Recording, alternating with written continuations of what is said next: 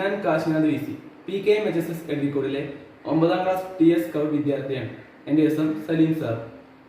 ചെമ്പരത്തി പൂവ് കൊണ്ട് എങ്ങനെയാണ് ഒരു ഹെൽത്തി ആയ സ്ക്വാഷ് ഉണ്ടാക്കുന്നത് എന്നാണ് ഈ വീഡിയോയിലൂടെ ഞാൻ പരിചയപ്പെടുത്താൻ പോകുന്നത്.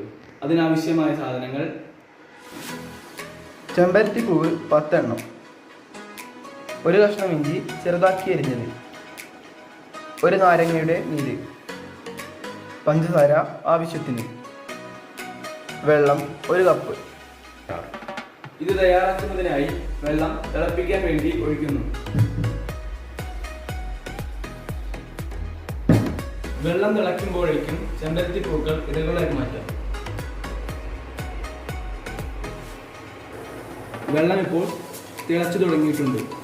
ഇനി നമുക്ക് ഇതിലേക്ക് ചെമ്പരത്തി പൂവിൻ്റെ ഇതളുകൾ ഇട്ട് കൊടുക്കാം.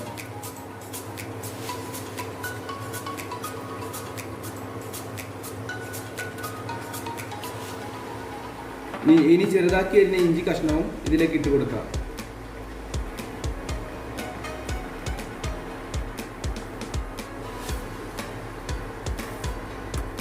ഇനി ആവശ്യമുള്ള പഞ്ചസാര ഇതിലേക്ക് ഇട്ട് കൊടുക്കാം.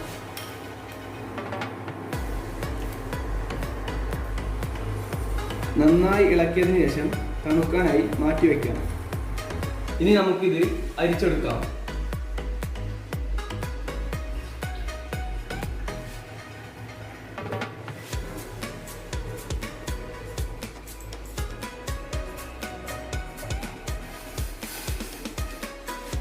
ഇനി ഇതിലേക്ക് നാരങ്ങ നീര് ഒഴിച്ചു കൊടുക്കാം.